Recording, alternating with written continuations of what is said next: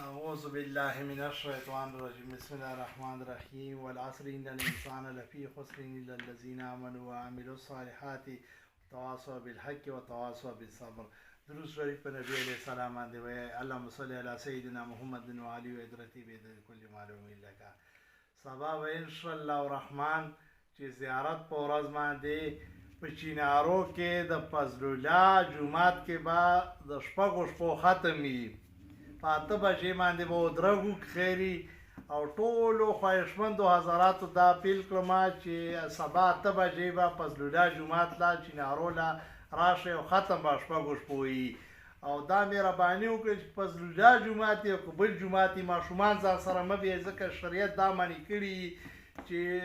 پواګي نه کوم ماشوم که نه هغه جومات ته مه بیایئ چې جومات بې حرمتي نه ترشي او بې ادبي یې نه شي.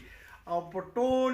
لنډ کوتل کې او په ټوله خیبر ایجنسۍ او په ټوله عالم اسلام کې او ټول پاکستان کې به سبا انشاءالله الرحمن چې هر ځای کې به چې کوم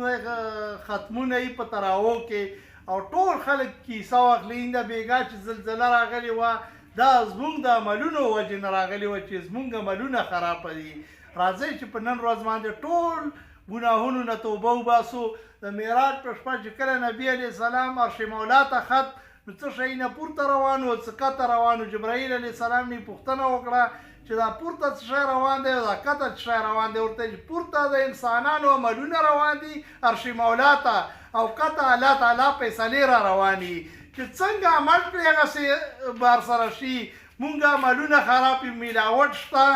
دو نمبري شته. اوس حکومت کې څه شی کوي ماته کړی خو بس وایي چې حکومت ته یو ایم ایف نه مجبوره یو ظالم دی او حکومت سره تعلق دی. ګوره چې کوم د خوراکي شی نه وي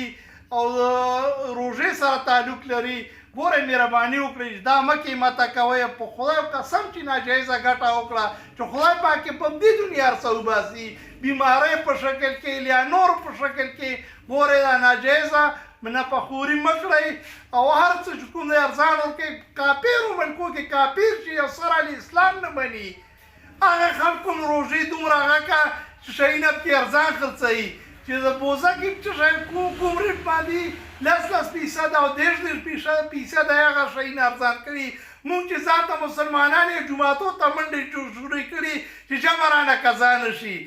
جمع او دا نه خلاصوي په تقوا باندې باقي کې په زړه کې یا مسلمانانو سره رحم پیدا شي الله تعالی احکامات پیدا شي په زړه کې او ویې مني نبي علیه السلام طریقې په زړه کې پیدا شي. نبي علیه السلام کې څنګه رحم و څنګه اخلاق مبارکه چې دا مونږ او ستاسو په روژه کې ځان کې راولو. والسلام.